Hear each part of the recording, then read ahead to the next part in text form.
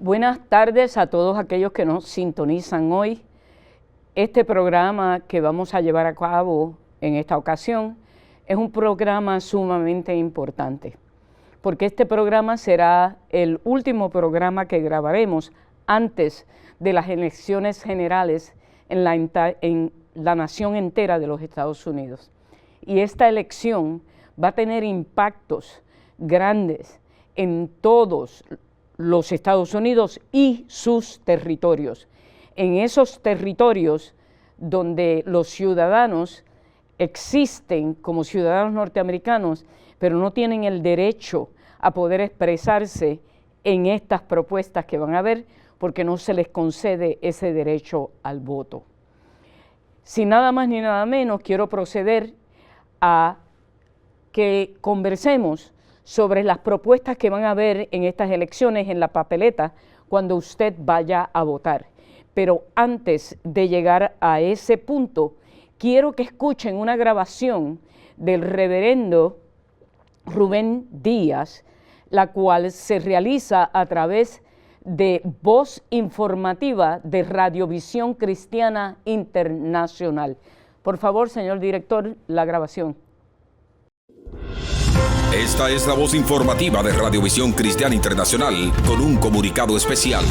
Te habla el reverendo Rubén Díaz, presidente de la Organización de Ministros Hispanos de Nueva York y pastor de la Iglesia Cristiana de la Comunidad. Hermano, hermana, amigo que me escuchas, el martes 5 de noviembre hay elecciones generales en el estado de Nueva York. Es importante que usted salga a votar y que vote no en la proposición número 1 y vote no en la proposición número 2. Ambas proposiciones, la número 1 y la número 2, están pidiendo enmendar la Constitución del Estado para que incluya el aborto hasta los 9 meses en el momento que la criatura sale al mundo. Y también incluye enmendar la Constitución para que una niña menor de edad o un niño menor de edad que quiera hacerse cambio de sexo puedan hacerlo sin el consentimiento de los padres, y aún más incluiría que cualquier padre que se oponga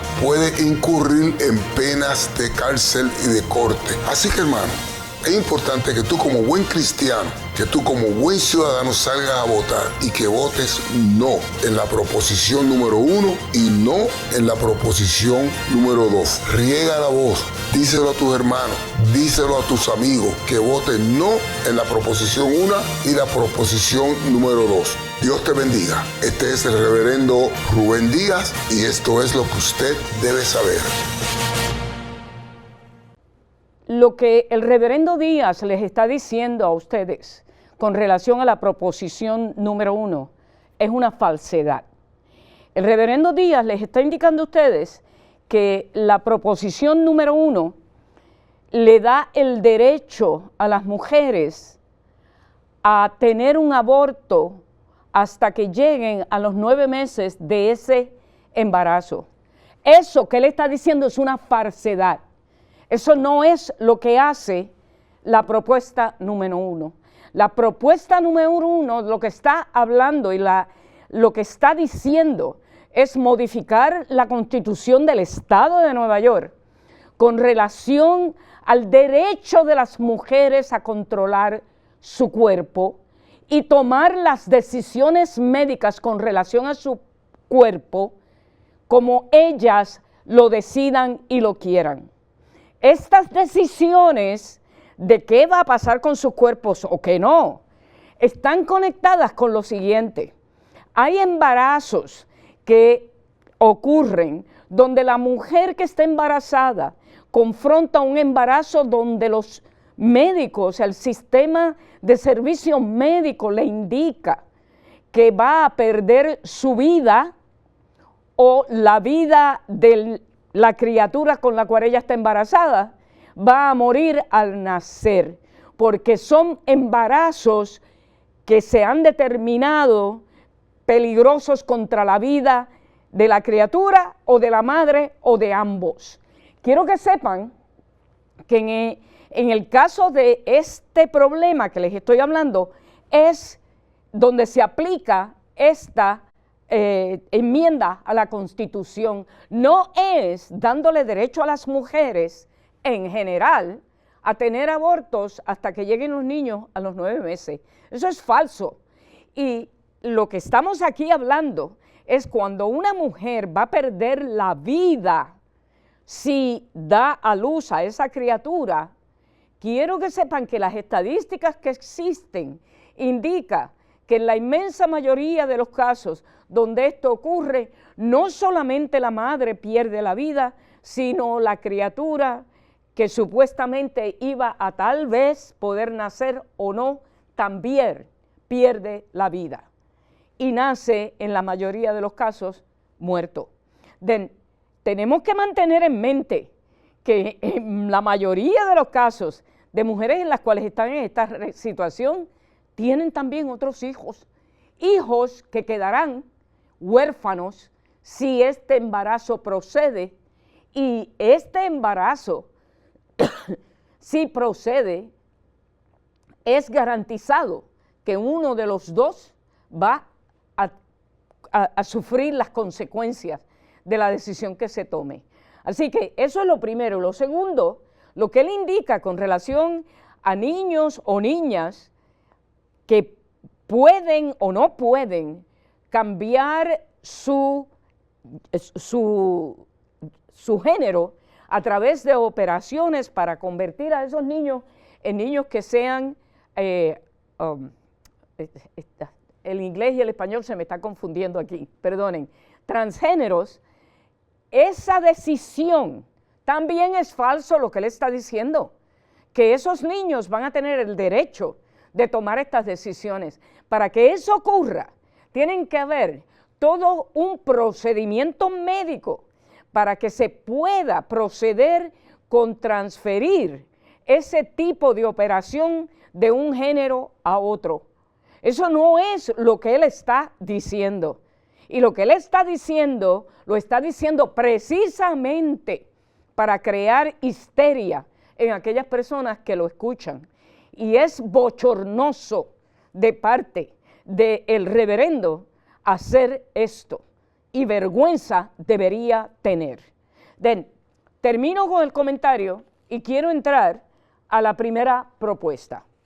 La primera propuesta, como la ven en la pantalla, indica claramente lo que se está buscando: eliminar la discriminación basada en etnicidad, origen, edad, discapacidad y sexo, incluidas la orientación sexual, la identidad de género y el embarazo, y los resultados a causa de embarazo.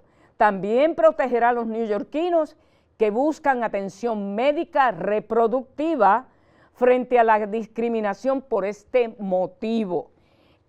Aquí, esta última parte que les estoy leyendo, hay estadísticas claramente que indican que las mujeres de color, las mujeres de las minorías, mueren con más frecuencia. ¿Por qué? Por falta de servicios médicos prenatales, donde las mujeres, al no recibir ese servicio, ponen en peligro sus vidas y en peligro la vida de esas criaturas. Así que busque información con relación a la número 1 y vote sí, porque cuando el Estado le quita derechos al ciudadano, para mí eso es un crimen y no se puede permitir. El ser humano tiene derechos establecidos claramente y se establecen porque naciste, porque eres un ser humano y nadie tiene derecho a quitarte a ti lo que no le quitan a otro. Y a las mujeres le quitan el derecho de controlar su cuerpo, pero a los hombres no le quitan ningún derecho a controlar su cuerpo, y eso es discriminatorio. Lean la propuesta y voten sí en ella. La propuesta número 2 es con relación a limpieza y la propiedad pública. Limpiar la propiedad pública y limpiar la ciudad, eso es fantástico, eso debe suceder, pero eso nada tiene que ver y no debe ser conectado con la cuestión de los permisos que le dan a las personas que venden en las calles de la ciudad de Nueva York. Y en esa propuesta también debemos poner no. La propuesta siguiente es la número 3. En la número 3 también yo voy a votar no en esa propuesta. Es una propuesta que lo que hace es quitarle poder al pueblo para que el alcalde de la ciudad adquiera más poder del que ya tiene. El poder del concilio es un poder que representa cada localidad y donde cada localidad a través de su concejal recibe información que se transmite a través de los community boards. No hay ninguna necesidad de quitarle derechos al concilio y a las comunidades y adjudicárselo ahora al alcalde. Gran parte de los problemas que estamos teniendo se deben a cuando se hizo la reforma del concilio y se impusieron los límites de tiempo, porque en ese entonces incluyó poderes que el alcalde no tenía, se les quitó al concilio y se le otorgaron a él. La propuesta número 4 es con relación de los avisos que se tienen que establecer con relación a votos de diferentes legislaciones. No hay razón para que esto sea cambiado. Los 30 días de anticipación no es simplemente que sean 30 días, pueden ser más de 30 días, pueden ser 40. O sea, que esta información nuevamente es para darle más poder al alcalde. Es lo mismo. La propuesta número 5, la misma historia nuevamente. La planificación del capital que se utiliza para proyectos en la ciudad, ese dinero sale del pueblo cuando paga sus impuestos. Y en esta volvemos con la misma historia. Darle más poder al alcalde de la ciudad, darle más poder a los gobernadores de la ciudad, quitándoselo a los representantes a nivel de las diferentes cámaras que tenemos, Senado, Asamblea, Concilio. Esos poderes que tenemos los ciudadanos a nivel de esos lugares, ¿por qué los estás reduciendo? El alcalde tiene suficiente poder como para tenerle que entregar más. Y lo único que eso hace es quitárselo al ciudadano. Y por último, la propuesta número 6, que también entiendo debemos votar que no. En esa propuesta debemos mirar bien claramente qué es lo que están tratando de hacer. Y volvemos otra vez, es con la intención de quitarle poderes a todos aquellos que tienen menos poder que el alcalde de la ciudad de Nueva York. Así que léanlas ustedes dedicadamente. Yo personalmente voy a votar que sí, un rotundo sí a la primera, y a todas las demás son no. Por último, quiero señalarles que en la primera hoja que les presenté en la pantalla aparecen 3 pedazos de información importantes, fechas claves, votación anticipada. Si usted quiere votar antes del día de las elecciones, que será el 5, usted lo único que tiene que hacer es prepararse a votar el 26 de octubre, 27, 28, 29, 1, 2, 3. Todos esos días va a ser votación anticipada. Y si usted quiere no tener que estar en líneas que no terminan, esa es una buena decisión de tomar. En la próxima información, el último día para que usted pida una papeleta para usted poder solicitar votación anticipada por correo, el último día es el 26 de octubre, sábado 26 de octubre. Después de ese día no puede solicitarlo. Y por último, el fin del plazo para poder registrarse a votar, que si usted no está registrado, es el 26 de octubre. Pero aquí quiero decirles algo. Asegúrese que usted aparece registrado. Y usted puede pedirle esa información al departamento de votación que se la van a proveer, que usted aparece registrado y que no lo han sacado de la papeleta. Entonces, lo último es fin de plazo para solicitar una papeleta de votación anticipada por correo es el 4 de noviembre. ¿Ok? Esos son los días. Por favor, guarden esa información y a ustedes les van a estar enviando por correo también esta información. Asegúrense en que la usan. Y ahora pasemos al programa de hoy. El programa de hoy lo quiero hacer con relación a la elección que viene y las implicaciones que tiene si en esa elección el señor Donald Trump las ganara. Yo he estado meditando mucho sobre esto y me ha afectado enormemente el pensar que ese individuo pueda estar nuevamente como presidente de esta nación.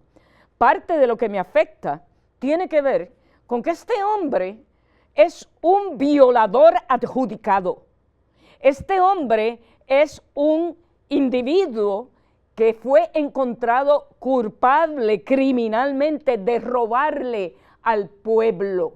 Se le roba al pueblo cuando usted no paga todo lo que usted tiene que pagar de impuestos por todos los negocios que usted tiene, y esos negocios se benefician de todo el dinero que paga el pueblo, porque los negocios de este hombre son negocios inmuebles, y todo el servicio, desde las carreteras, los medios de transportación, la limpieza de esas carreteras, la vigilancia de la policía, los servicios de bomberos, están relacionados con las propiedades inmuebles.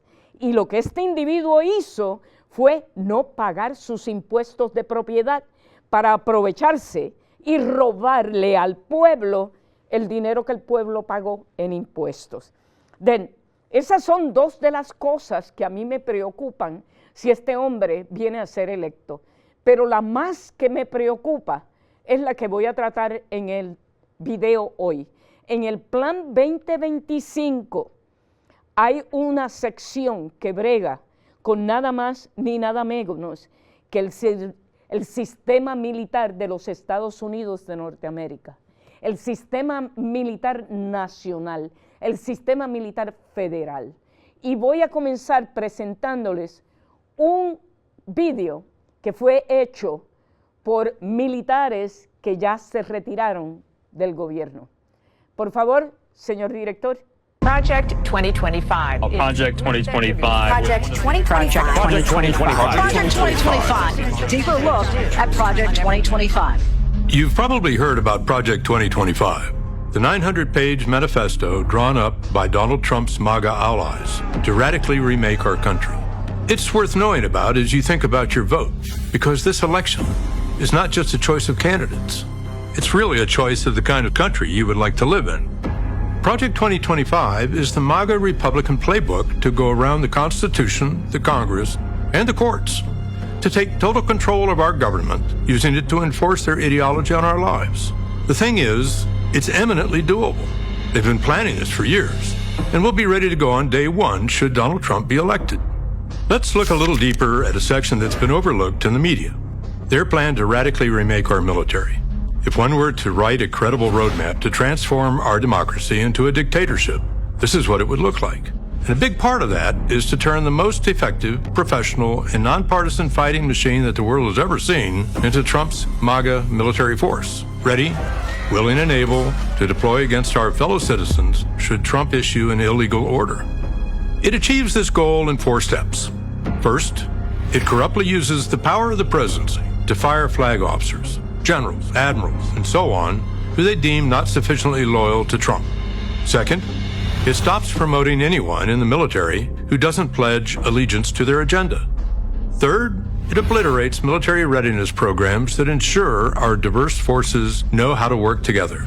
Fourth, it actively recruits troops who may have been targeted for radicalization by white supremacists. And then, it enables the use of the Insurrection Act to deploy the military inside the country against political opponents, protesters, or just about anyone Donald Trump chooses. Lo primero que tengo que señalarles es que el individuo que ustedes están escuchando hablar ahí, ese individuo está retirado. Por estar retirado puede hacer este programa, pero si él no estuviera retirado, no lo podría hacer. Porque cuando tú eres un militar de los Estados Unidos, del Ejército Nacional, tú no puedes comunicarte con el público con este tipo de información.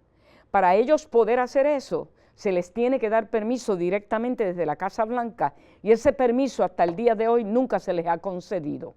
Siempre es el presidente quien lo hace, porque es el presidente el encargado de poder hablar sobre lo que va a suceder con relación a acciones que el militar tome.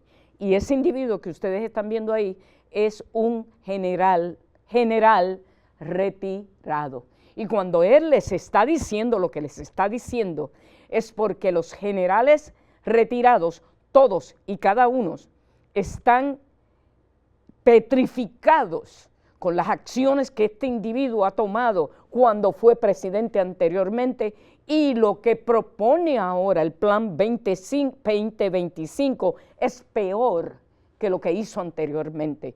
Si ven esas 5 cosas que el militar está exponiendo para ustedes, son bien grandes.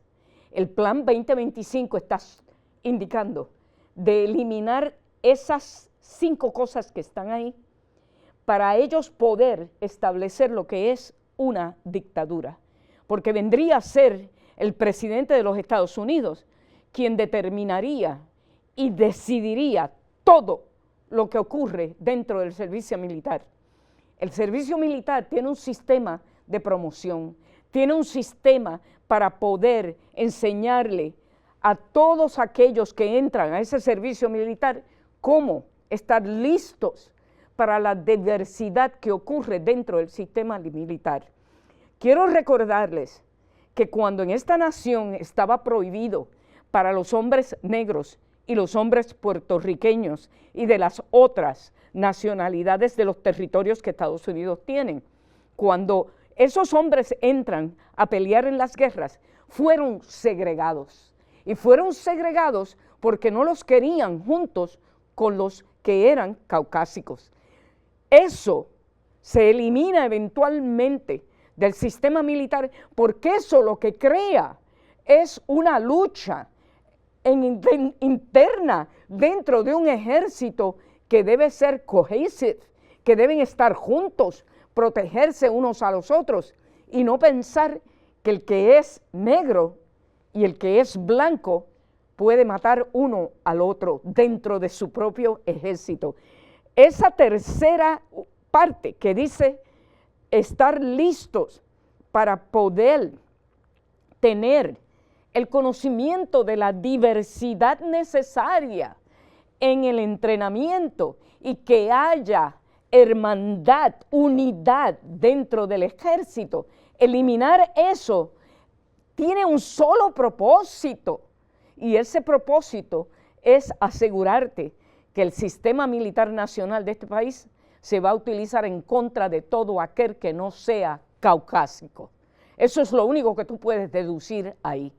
Y el cuarto punto, reclutar MAGA radicals. En otras palabras, buscar a todos aquellos individuos que manifiesten su lealtad al plan MAGA de Donald Trump, al plan 2025. Y si tú le rindes lealtad a eso, tú no le estás dando lealtad a la única cosa que los militares le dan lealtad, que es a la Constitución, a la bandera de los Estados Unidos, porque eso es lo único que ellos están defendiendo y peleando por. Los militares del Servicio Militar Nacional no están envueltos en nada que tenga que ver con las cuestiones de cada estado día a día. Y por último, invocar la insurrección cuando ellos le dé la gana. Y cuando Donald Trump decida si fuera él el que sale electo. Sigamos con el videotape. That's a lot. So let's walk through it. The first step in creating a military that is loyal to Trump and carries out whatever order Trump gives, legal or not, is to remove all obstacles at the top.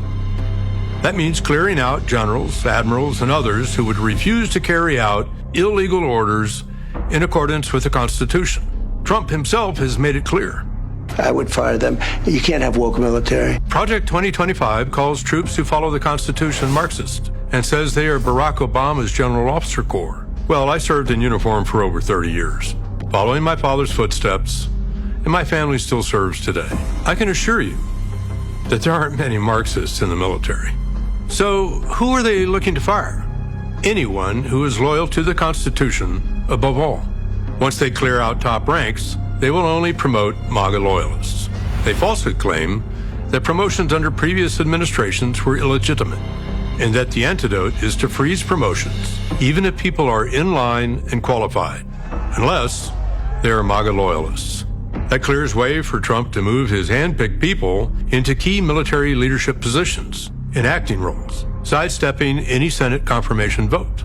And who might he choose? We're talking about people like disgraced retired Lieutenant General Michael Flynn, who pled guilty to lying to the FBI in a Russian influence case, but was pardoned by Trump.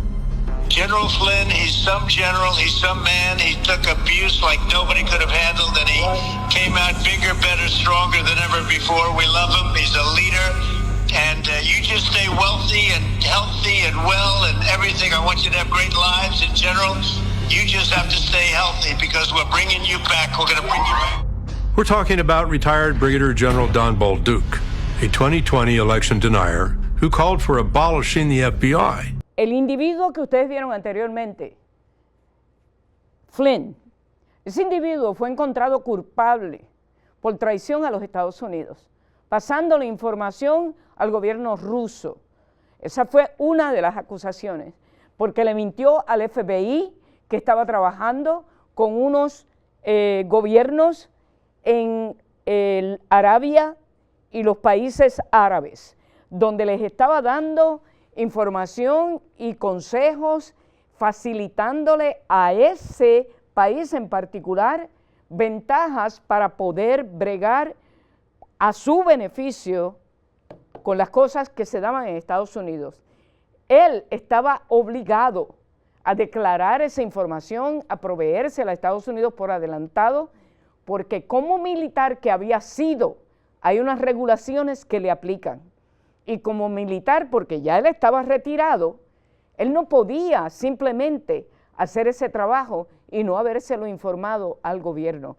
Cuando se lo averiguan, todo eso son unas violaciones bien serias, bien grandes, y lo procesan y lo encuentran culpable por lo que hizo.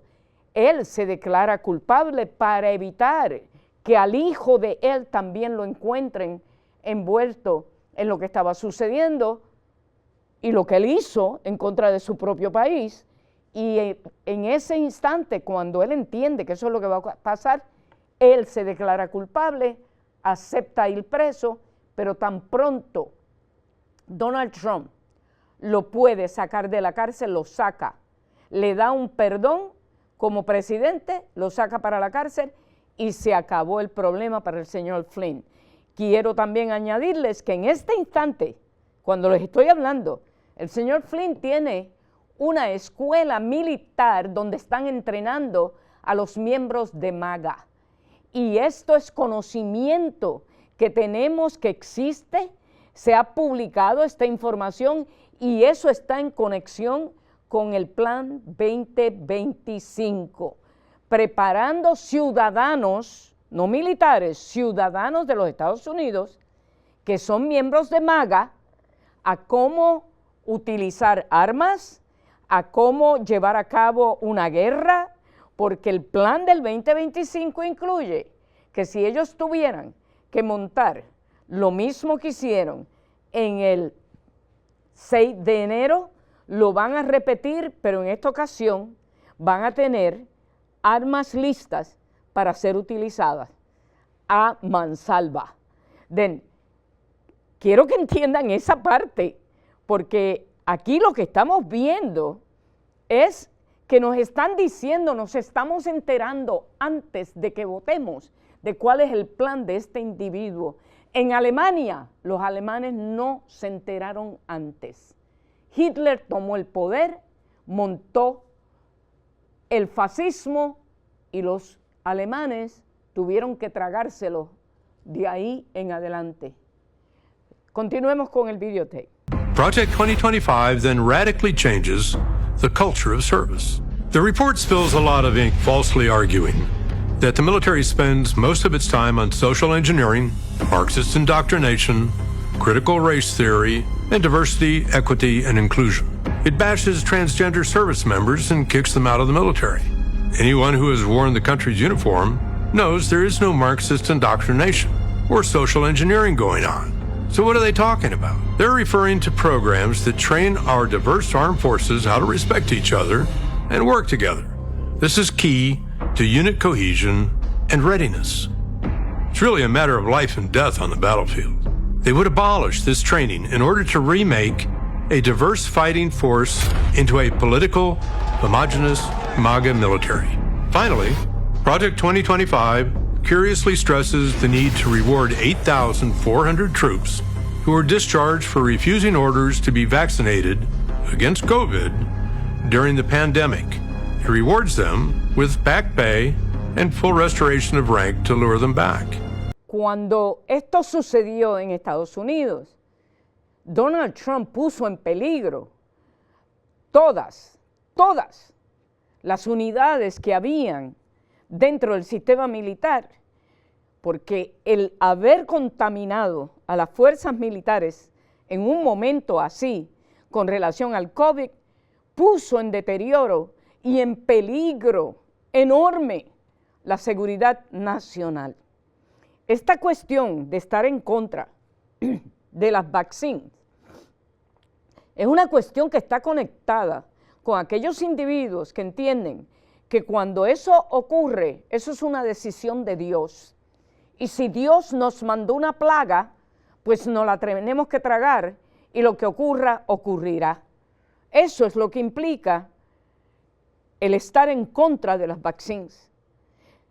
Cuando Dios le dio al ser humano la inteligencia que tiene para poder descubrir cómo defenderse de estas cosas, yo entiendo que si Dios manda las plagas, entiendo que también manda la inteligencia de los seres humanos que pueden averiguar cómo hacerlo.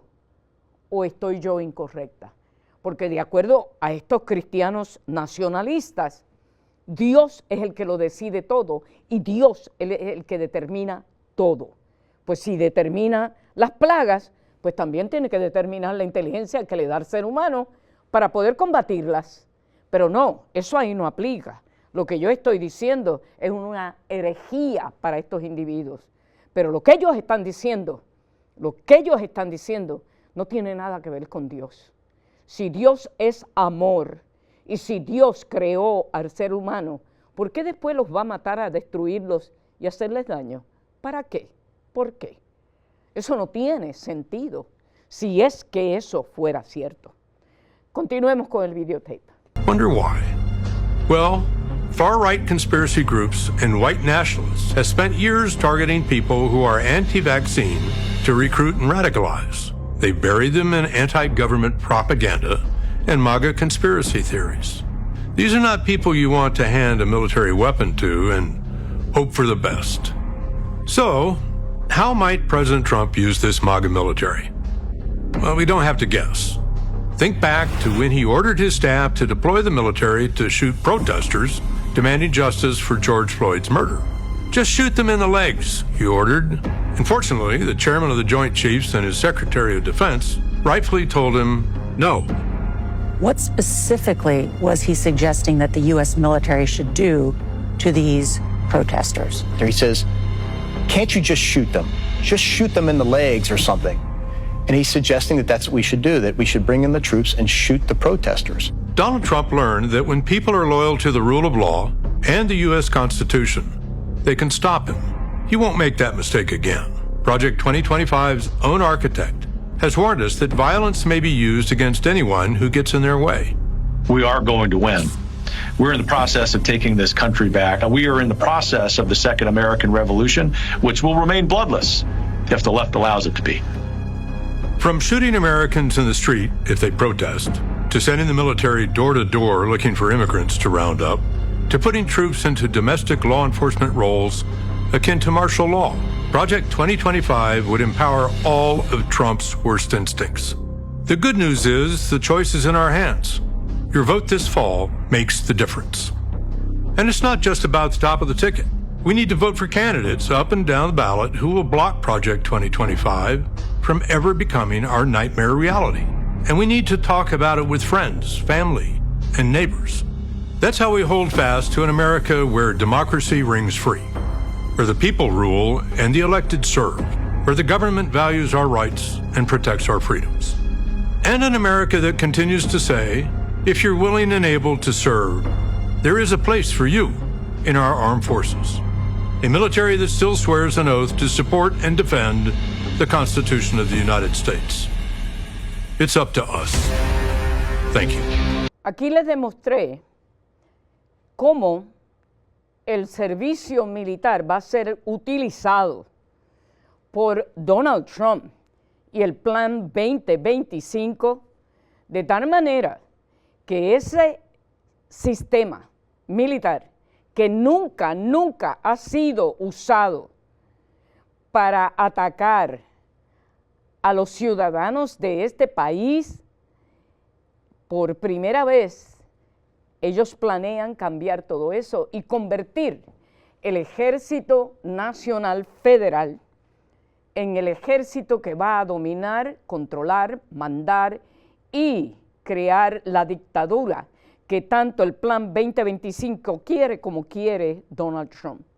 Y como les he dicho anteriormente, el Plan 2025 sale de los cristianos nacionalistas, los primeros cristianos nacionalistas que se dieron en la historia de la humanidad, se dieron en Alemania en la Segunda Guerra Mundial, cuando se crean con el propósito de apoyar el fascismo y el nazismo. Aquí estamos viendo la repetición de esto. Aquí el Plan 2025 es producto de nada más y nada menos que los cristianos nacionalistas. Ustedes pueden corroborar esta información buscando en los medios de comunicación y van a poderlo encontrar. El peligro al cual nos estamos enfrentando si Donald Trump es electo a la presidencia de Estados Unidos una vez más, es algo que va a ser inevitable. Ese plan va a ser implementado en su totalidad. Parte de ese plan se implementó ya y ha ido implementándose poco a poco. Y la manera en la cual lo han presentado ha sido bien simple. Lo han hecho a través de las diferentes acciones que tomaron para garantizar que la Corte Suprema ya no sea más una Corte Suprema como la gente entendió que era.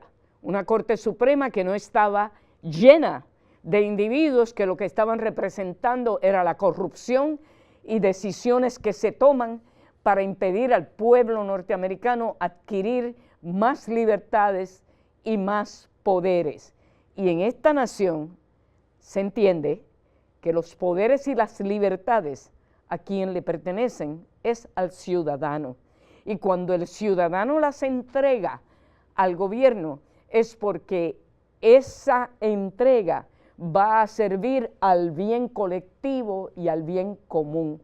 No van a ser para utilizarlas en contra del ciudadano, donde el presidente, como lo escucharon, indica que dispararle a los ciudadanos de esta nación está bien por parte del Servicio Militar Nacional. En este momento quiero pasar a otra cosa que les quiero recordar, que las quiero traer a las memorias de ustedes. Y en este momento quiero hablarles sobre cómo en esta nación ocurrió algo que pensamos que nunca ocurriría, pero sí ocurrió y puede volver a ocurrir. Pero en esta ocasión, no solamente puede volver a ocurrir, pero si el Plan 2025 se implementa, en este país van a poner a ciudadanos dentro de campos de concentración. Este general le está diciendo al pueblo norteamericano, a los ciudadanos que tienen ese derecho a votar, que si nosotros no entendemos lo que viene en dirección nuestra con relación a votar el 5 de noviembre, debemos despertar y entenderlo bien claro. A lo que nos vamos a enfrentar es la atrocidad más grande que podemos ser testigos en este mundo moderno. En este instante quiero traerles otra información que creo que es importante la veamos, la recordemos, porque nos hemos olvidado a veces del valor que tienen las cosas y a veces nos olvidamos de la historia porque preferimos no recordar algo que no fue bonito a recordarlo. Y las cosas no se pueden olvidar, porque en la historia lo que se olvida se repite. Y estamos a milímetros de que se vuelva a repetir esta historia en este país. En este país, cuando explota la Segunda Guerra Mundial, debido al ataque que realizó Japón a los Estados Unidos, fuimos testigos de cómo entonces Estados Unidos le tiene que declarar guerra a Japón para poder defenderse de eso que ocurrió. Y en ese momento, en Estados Unidos, vivían miles y miles de japoneses que eran ciudadanos de esta nación. Del total de los que aquí estaban en aquel entonces, había más de 79,000 que eran ciudadanos de Estados Unidos.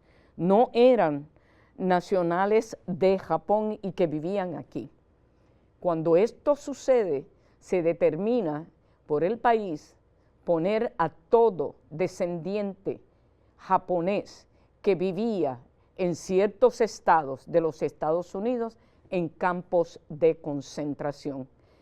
Eso ocurrió aquí y los campos de concentración no eran idénticos a lo que pasaba en Alemania, pero eran campos de concentración donde a esos individuos se les quitó todo.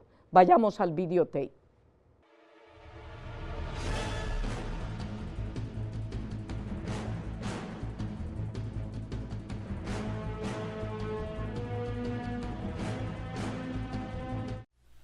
A lo largo de toda la Segunda Guerra Mundial, las diversas potencias involucradas en el conflicto tuvieron sus campos de concentración, cada uno con objetivos, finalidades y calidades de vida muy distintas. Los campos para prisioneros y civiles en Alemania y la Unión Soviética son de los más conocidos. Sin embargo, es poco sabido por algunas personas que también los Estados Unidos tuvieron en su territorio continental sus propios campos de concentración. Si bien estos definitivamente no son ni por asomo comparables a los gulags soviéticos o campos de concentración alemanes, no deja de ser una vergonzosa mancha en la historia de los Estados Unidos. Lo que vamos a ver es cómo procedieron en los Estados Unidos a recoger a todas estas personas y abrir esos campos de concentración en los, creo que fueron 6 estados donde eso se dio. Volvamos al videotape. El 7 de diciembre de 1941, el Imperio del Japón atacó la base naval estadounidense de Pearl Harbor. Aquel día fue calificado por el presidente Franklin Roosevelt como una fecha que vivirá en la infamia. De inmediato, la paranoia y el sentimiento anti-japonés se desató por todo el país. En aquel entonces, más de 130,000 estadounidenses de origen japonés vivían en el territorio continental de Estados Unidos. Otros 150,000 vivían en Hawái. Sus locales comerciales fueron atacados y sus casas allanadas por la policía sin ningún tipo de orden judicial, al ser considerados potenciales espías y saboteadores. El 19 de febrero de 1942, el presidente Roosevelt emitió la orden número 9066, que permitía al Departamento de Guerra declarar ciertas áreas de los Estados Unidos como zonas militares, donde la permanencia de las personas sería decidida también por estos últimos. Según la orden, unos 112.000 estadounidenses de origen japonés, de los cuales 79.000 eran ciudadanos estadounidenses, fueron sacados de la costa oeste y colocados en 10 campos de internamiento ubicados en áreas remotas.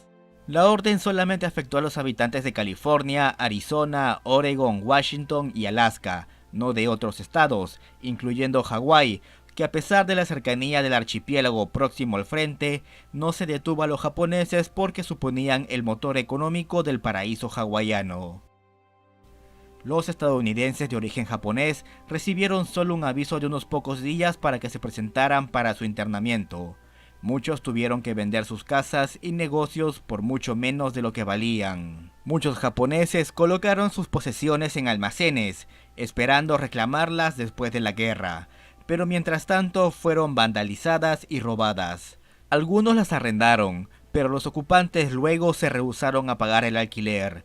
Algunos dueños de plantaciones descubrieron después de la guerra que sus trabajadores habían vendido los terrenos a terceros.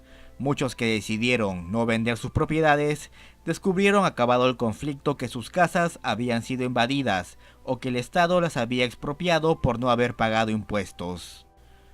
En marzo de 1942 comenzaron los traslados dirigidos por el ejército. Los estadounidenses de origen japonés acudieron a centros cercanos a sus hogares.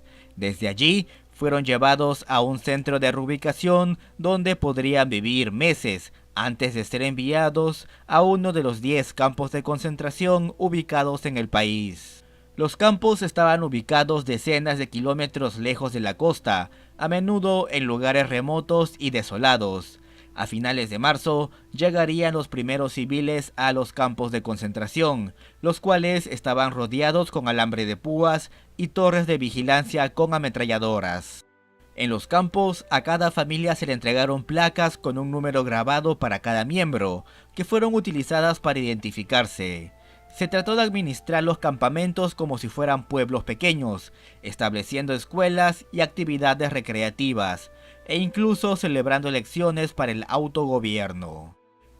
En el caso de los campos de concentración en los Estados Unidos decidió implementar algunas medidas más humanistas para estos individuos, porque no debemos olvidar que 79.000 de ellos eran ciudadanos norteamericanos, a los cuales se le violaron todos sus derechos como ciudadanos bajo la Constitución. El hecho de que eran japoneses, la Constitución no establece que si tú eres de esta raza, de aquella raza o de la otra, te vamos a dejar quieto. La Constitución no indica eso. La Constitución establece claramente que ser un ciudadano norteamericano te da estos derechos. Y en ese instante, cuando esto sucedió, a todos esos ciudadanos se les recogió sin darle explicación alguna, se les ordenó que se presentaran y se tuvieron que ir a los campos de concentración. No hubo ningún juez, no hubo ningún proceso judicial que le pudiera establecer para decidir si estos ciudadanos norteamericanos iban a ir a estos lugares o no, independientemente que fueran japoneses, porque el ser japonés no es una razón para meterte en un campo de concentración, así como no lo es tampoco meterme a mí, puertorriqueña, en un campo de concentración si el Plan 2025 se cumple, pero eso es lo que va a suceder. Y yo quiero llamarle la atención específicamente a los puertorriqueños y a aquellos ciudadanos norteamericanos que viven en los territorios de Estados Unidos, que cuando el Plan 2025 se monte, nosotros no vamos a ser considerados ciudadanos como otro cualquiera. Volvamos al videotape. Si existió un campo de internamiento famoso, fue el de Manzanar, ubicado en California. Para marzo de 1942, los primeros civiles llegaron, pero fueron solo la avanzada, los encargados a construir los barracones. A partir de abril de ese mismo año, llegarían alrededor de 1,000 japoneses por día, hasta albergar algo de 10,000 personas. El campo estaba rodeado por alambre de púas, vigilado por 8 torretas con ametralladoras y custodiado por la noche con numerosos reflectores. Los baños y duchas eran en edificios comunitarios, así que debían asearse todos a la vez. También el campo dispuso de una lavandería, salones de recreo y un templo budista. Para 1943, la mayoría de los civiles ya se habían acostumbrado a la vida en los campos. Para mediados de 1943 llegó una oportunidad única. Varios representantes del ejército ofrecieron a los más jóvenes la opción de enrolarse en el ejército y servir en Europa. Varios cientos de personas aceptaron la invitación y se alistaron, 174 de ellos del campo de Manzanar. Estos ciudadanos estadounidenses de origen japonés dentro del ejército fueron enviados a Europa, ya que temían que pudiesen desertar al bando de Japón si les enviaban al frente del Pacífico. Volviendo de nuevo a los campos, si bien la convivencia entre los guardias y los civiles ahí dentro fue por lo regular buena, eso no significa que no hayan existido episodios de violencia esporádicos. Se registró el caso de un anciano que intentó huir y los guardias abrieron fuego contra él. Un caso similar se repitió cuando otros 2 hombres intentaron escapar y se les disparó. El 4 de agosto de 1942 estalló un motín en las instalaciones del campo de Santa Ana, debido a la insuficiencia de las raciones y el estrés por el hacinamiento. En Manzanar, las tensiones resultaron en la golpiza de un miembro de la Liga de Ciudadanos Americanos Japoneses por parte de 6 hombres enmascarados. Por temor a un motín, la policía lanzó gases lacrimógenos a las multitudes y un hombre resultó muerto a manos de la policía. Aunque en 1944 y 1945 el resultado de la guerra ya era claro, los civiles aún permanecían en los campos y las condiciones iban empeorando de a poco. En definitiva, las condiciones eran inmensamente mejores que en otros campos de la Segunda Guerra Mundial, como los que tenía, por ejemplo, el Imperio japonés a los prisioneros y civiles en el Pacífico y Asia, los alemanes para los judíos o los gulag en la Unión Soviética.